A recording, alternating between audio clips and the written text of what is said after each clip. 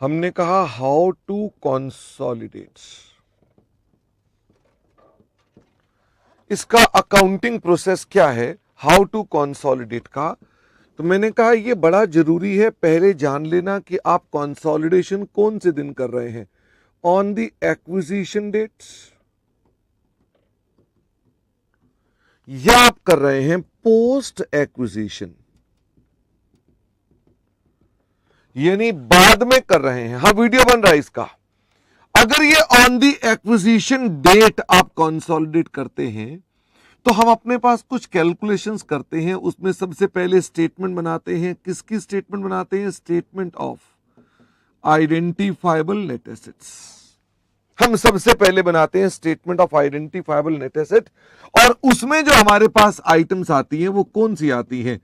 सिर्फ share capital आती है और अदर इक्विटी आती है। मुझे फटाफट से बताओ ये अदर इक्विटी का मतलब क्या है?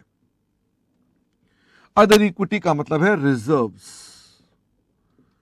And surplus of S limited, यानी सब्सिडरी के रिजर्व्स एंड सरप्लस। जब मैं रिजर्व एंड सरप्लस की बात करता हूं तो इसमें क्या क्या हो सकता है? Journal reserve, P&L account, revaluation reserve. क्या रीवैल्यूएशन रिजर्व भी रिजर्व एंड सरप्लस का पार्ट है अगर ऑलरेडी सब्सिडरी में आ रहा है तो? हाँ। कैपिटल रिजर्व भी क्या इसका पार्ट हो सकता है? हाँ। क्या हमारे पास सिक्योरिटी प्रीमियम भी इसका पार्ट हो सकता है? The answer is yes, etcetera. जब मैंने बोला कि हमारे को अदर इक्विटी लेनी है, मतलब अदर रिजर्व्स एंड सरप्लस लेने हैं, तो आमतौर पे क्वेश्चन के अंदर अलग अलग डिटेल नहीं मिलती है, तो हम इसके लिए आपको इकट्ठा लिखकर दिखा देते हैं अदर इक्विटी।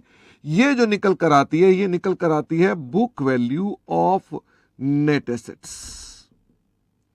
जो ये निकल कर आती है book value of net asset. हम इसके अंदर कुछ एडजस्टमेंट्स करते हैं। क्या? हम सबसे पहले तो गुडविल को माइनस कर देते हैं। ये कौन सी गुडविल है? गुडविल अपीयरिंग इन किसकी बैलेंस शीट? ये किसकी बैलेंस शीट में अपीयर कर रही होगी? अपीयरिंग इन, वेरी गुड, उज्जैन, इन एस लिमिटेड, यानी जो एस लिमिटेड में अपीयर कर रही होगी। और इसके ऊपर आपको no treatment for deferred tax, no treatment for deferred tax, क्योंकि ये इंड एस 12 में एक्सेप्शन में कवर होती है। इसका मतलब आपके पास ये लूप का पार्ट होती है, इसलिए इसको आप कवर नहीं करते हैं। इसके अलावा हमने आपसे कहा कि गुडविल के अलावा भी कुछ एडजस्टमेंट्स हो सकती हैं, जो ऐड भी हो सकती हैं, लेस भी हो सकती हैं। जो हमारी रीवैल्यूएशंस हैं वो सारी इसके अंदर आएंगी। ये रीवैल्यूएशंस किस किस चीज की हो सकती हैं? रीवैल्यूएशन ये एसेट्स की भी हो सकती है और लायबिलिटीज की भी हो सकती है। गुडविल मैंने ऊपर कर दिया, तो गुडविल को हम बाद में देखते हैं। तो हमारे एसेट्स और लायबिलिटीज कौन कौन से हो सकते हैं? जैसे लैंड हो सकता है, प्लांट हो सकता है, फर्नीचर हो सकता है। क्या स्टॉक भी हो सकता है? The answer is yes, stock भी हो सकता है। क्या डेटर भी हो सकते हैं? हाँ। क्या क्रेडिटर भी हो सकते हैं? हाँ। यानी जिस जिसकी भी फेयर वैल्यू दे रखी है, चेंज हुई है, उसका आपको इफेक्ट लेना पड़ेगा और साथ में ही लेस ऐड करना पड़ेगा, डेफर्ड टैक्स इफेक्ट। आप नोटिस करें, अगर ये ऐड है तो ये लेस होगा, ये लेस है तो ये ऐड होगा, यानी ये डेफर्ड टैक्स इफेक्ट है। वो आप अकॉर्डिंगली अपने पास इनके ऊपर डेफर्ड टैक्स की इफेक्ट लेते हैं। ये इग्नोर भी करना पड़ सकता है if tax rate is missing. अगर ये टैक्स रेट मिसिंग है तो आपको इसे लेने की कोई आवश्यकता नहीं है। ये जो निकल कर आता है, ये क्या निकल कर आता है? Fair value of identifiable net asset. आपने नोटिस किया ऊपर क्या लिखा था? Book value. यहां क्या लिखा है? Fair value. यहां क्या लिखा था? Net asset. यहां क्या लिखा था? Identifiable net asset. हमारा स्टैंडर्ड में कहता है आपको इस पर बेस्ड कैलकुलेशंस करनी होती हैं, इसलिए सबसे पहले स्टेप पर आपको इसे निकालना है। इसे बांटने की कोई भी आवश्यकता नहीं होती है। यहां आने के बाद हमने एक नोट आपको समझाया था। हमने कहा मेरे बच्चे, do not treat unrealised profit, आपको अनरियलाइज्ड प्रॉफिट्स ऑन स्टॉक या अदर एसेट्स ये आपको ट्रीट करने की आवश्यकता नहीं है। क्यों नहीं है? क्योंकि आपने ऑलरेडी उनको फेयर वैल्यू पर ले रखा है। जब वो पहले ही फेयर वैल्यू पर हैं तो यूपी की कोई ट्रीटमेंट नहीं है। आपको नहीं ट्रीट करना है कोई कॉन्ट्रा इन सीना। सीना में कोई कॉन्ट्रा ट्रीट नहीं करना है। सीना में कोई उससे हमारा कॉन्ट्रा ट्रीट होगा। बताओ कॉन्ट्रा कहां ट्रीट होगा? Contra will be treated in balance sheet directly. ये बैलेंस शीट में डायरेक्टली हमारा कॉन्ट्रा एडजस्ट हो जाएगा। यहां पर आकर एक बात और उठती है कि जब आप अपने पास कंसोलिडेटेड बैलेंस शीट बनाएंगे तो ये गुडविल, ये रिवैल्यूएशन और ये डेफर्ड टैक्स, इसका आपका इफेक्ट विल बी गिवन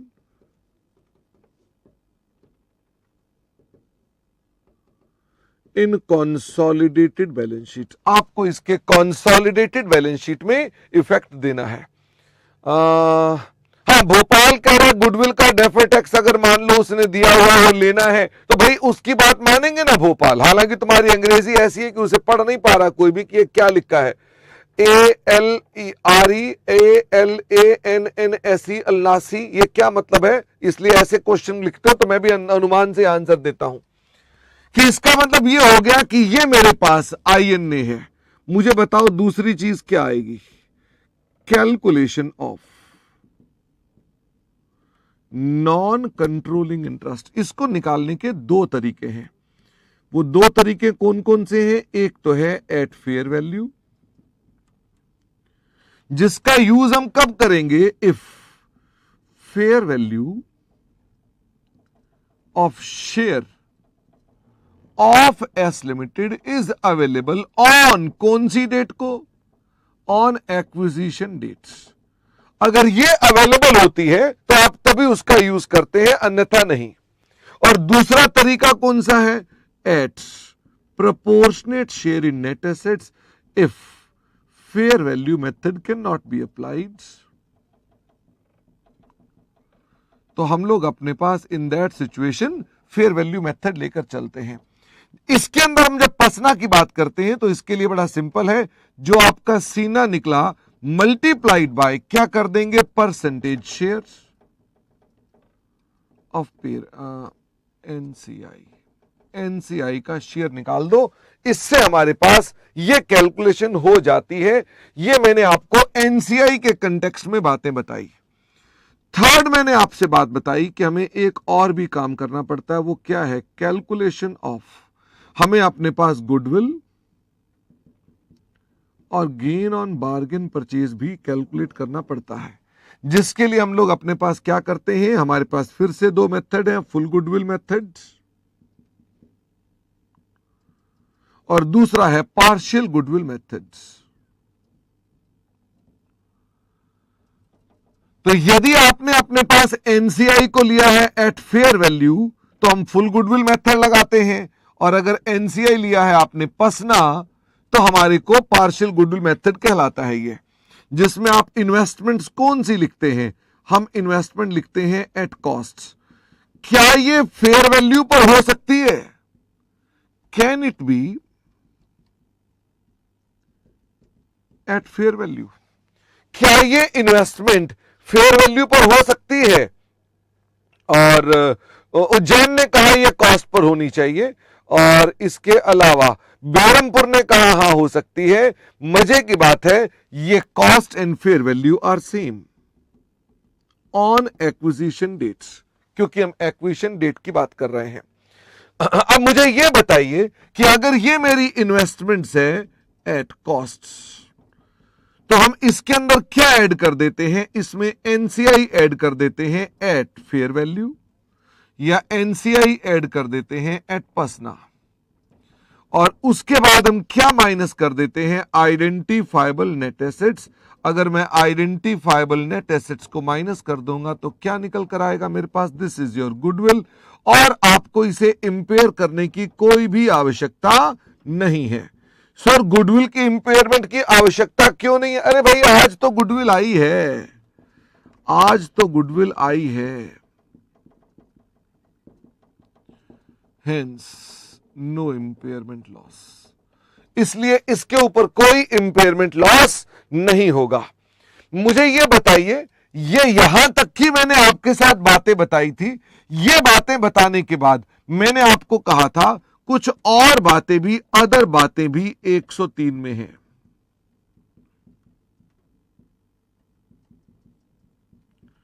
वो हम कब करेंगे? बड़े दिनों के बाद।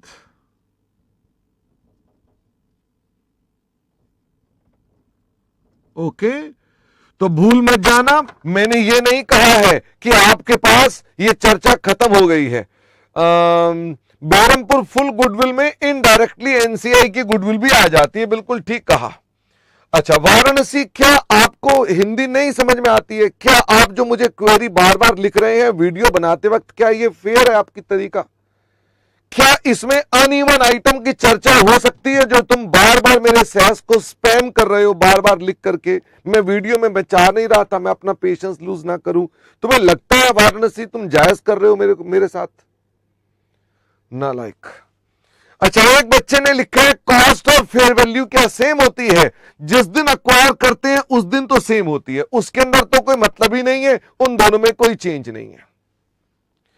जब हमारे पास पोस्ट एक्विजिशन चेंज आता है तो हमारे पास इस प्रोसेस में कुछ चेंजेस आ जाते हैं।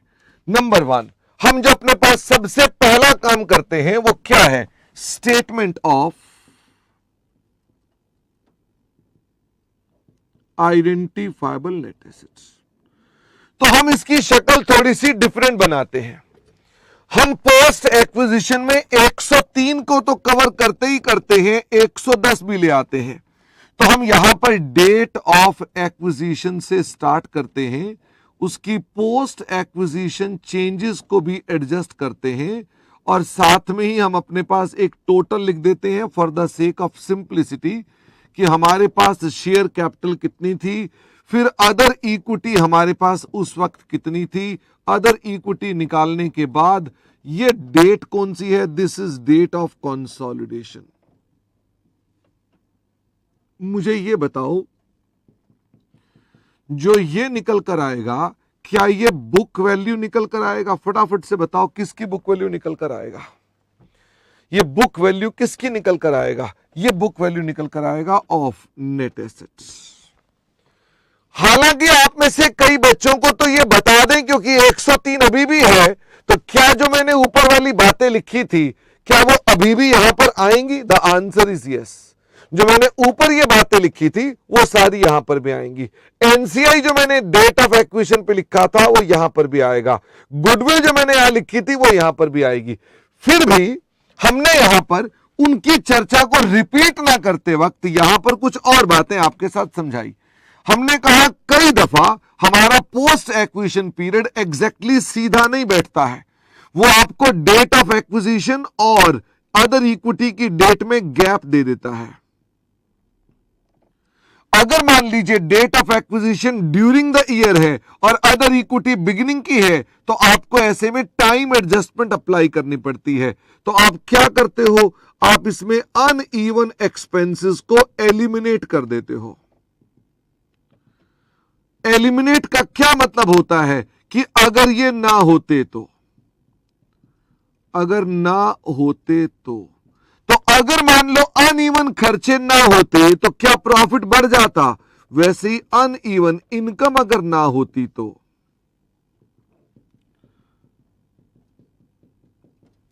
ऐसा करने से जब हमारी अनइवन चीजें खत्म हो जाती है, नजदीक कर दो तो हमारी अनइवन चीजें खत्म हो जाती हैं, तो मैं कहता हूं साहब हमारे पास अब ये प्रॉफिट निकल कर आता है। क्या इस प्रॉफिट को बोल सकता हूं प्रॉफिट बिफोर अनइवन आइटम्स? ये अनइवन आइटम्स कौन सी हो सकती हैं? अनइवन आइटम कोई भी, एनी एक्सपेंस या any income which is specified to be uneven. जैसे कि इंटरेस्ट लगता है पार्ट ऑफ पीरियड में, जैसे सैलरी पे करते हैं किसी पर्टिकुलर केस में एक एम्प्लॉय को पार्ट ऑफ द पीरियड में, जब मैं सैलरी बोलता हूं तो मतलब ये कि हमारे पास एक पोजीशन थी जो सिर्फ 3 महीने के लिए आई, एम्प्लॉय को रखा और निकाल दिया। लेकिन कई बार होता है सर, एक एम्प्लॉय को हमने रखा फिर वो चला गया तो कोई और रखा, तो वो इवन हो जाती है। इसका मतलब है ना, इसे सैलरी मतलब कोई ऐसा काम करवाया जो अनइवन था, जो उसके बाद वो चला गया, सैलरी वो हट जाएगी। क्या डेप्रिसिएशन भी कभी कभी अनइवन हो सकती है? हाँ, वो कहता है एक मशीन खरीदी और उसको बाद में बेच दिया, हमें चाहिए नहीं थी, कुछ महीने के लिए हमने डिडक्शन लगा दी। तो यानी कि हमारे पास ऐसी चीजें हो सकती हैं। ऑफ कोर्स एक्सेप्शनल आइटम भी हो सकती हैं, जैसे कि लॉस ऑन सेल हो सकता है, गेन ऑन सेल हो सकता है, एबनॉर्मल लॉस बाय फायर हो सकता है, या इस तरह की कोई भी आइटम जो अनइवन है। कोई ऐसे लीगल एक्सपेंसेस हो सकते हैं, कोई ऐसे लिटिगेशन एक्सपेंसेस हो सकते हैं, कोई ऐसे स्पेशल प्रोविजंस हो सकती हैं। आई मीन टू से कि आपके पास ऐसी बड़ी सारी चीजें हो सकती हैं। तो मैंने आपसे कहा ये सब चीजें यहां पर आएंगी और इसके बाद हम अप्लाई कर देंगे टाइम एडजस्टमेंट्स। हम कहेंगे इस प्रॉफिट का प्रोराटा, क्योंकि अब हमारे पास इवन प्रॉफिट बचा है, उसका प्रोराटा हम शिफ्ट कर देंगे टाइम एडजस्टमेंट के हिसाब से, ताकि आपके पास एक्विजिशन डेट तक के प्रॉफिट करेक्टली निकल आए। क्या वापस से अनइवन एक्सपेंसेस को ले आएंगे? The answer is yes. किसके हिसाब से लाएंगे? Based on date of occurrence, यानी हम डेट ऑफ अकरेंस के बेसिस पर लाएंगे, या अनइवन इनकम्स को भी ले आएंगे based on date of occurrence. जो ये चीज निकल कर आएगी, हम इस चीज को अल्टीमेटली इसको डिस्ट्रीब्यूट करके दिखाएंगे कि पेरेंट का शेयर कितना है और एनसीआई का शेयर कितना है। इसके अलावा हमारे पास गुडविल की इंपेयरमेंट यहां हो सकती है। गुडविल की इंपेयरमेंट यहां हो सकती है, जो मैंने आपके साथ डिस्कस नहीं की है, लेकिन फिर भी चूंकि बोला था मैंने, तो मैंने यहां दोबारा रिपीट कर दिया।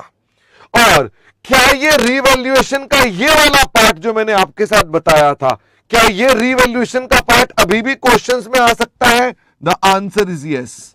रीवैल्यूएशन का पार्ट अभी भी आ सकता है, लेकिन मैंने अभी स्टिल ऑफिशियली रीवैल्यूएशन को डिस्कस नहीं किया है इसके अंदर, लेकिन मैं उसको जब स्टार्ट करूंगा तो ये वाला पार्ट मैं ऑलरेडी कवर कर चुका हूं, तो मैं इस वाले पार्ट की चर्चा बार बार नहीं करूंगा। यहां तक हम पिछली क्लास में पहुंचे थे, रेस्ट आपके पास सारा कुछ कंसोलिडेटेड बैलेंस शीट का सेम था। मैंने आपको इसमें जब प्रॉफिट एंड लॉस की बात बताई थी, statement of profit and loss, तो मैंने कहा डेट ऑफ एक्विजिशन से आप अपनी इनकम्स को एंड एक्सपेंसेस को कंसोलिडेट करते हैं। आपको इसमें सावधान रहना पड़ता है किस चीज को लेकर कि भाई इसमें कोई अनइवन चीज है तो उसको सावधानी से देखना पड़ता है। Uneven items dealt with proper care, वो अब उसका कोई तरीका नहीं है ना, वो आपको देखना पड़ेगा कि वो प्रॉपर केयर है।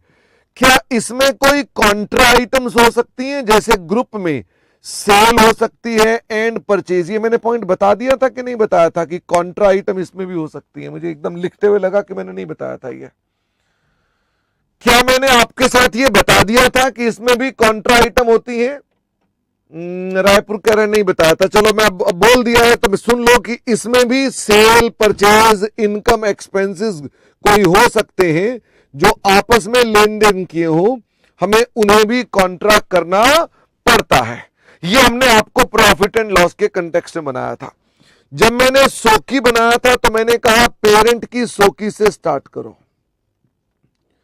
उसके अंदर एनसीआई अपॉन कंसोलिडेशन लिखो कि कितना अपॉन कंसोलिडेशन आया है, और साथ में total comprehensive income from consolidated profit and loss account लिखो। जब आप यहां एसपीएल लिखते हैं तो वहां पर आपको लिखना पड़ता है attributed to NCI and parents. तो आप अपने पास यहां टोटल कॉम्प्रिहेंसिव इनकम को भी लिखो। यहां तक कि मैंने आपके साथ बातें बताई थी, तो कोई मैंने लंबी चौड़ी बातें तो बताई नहीं थी।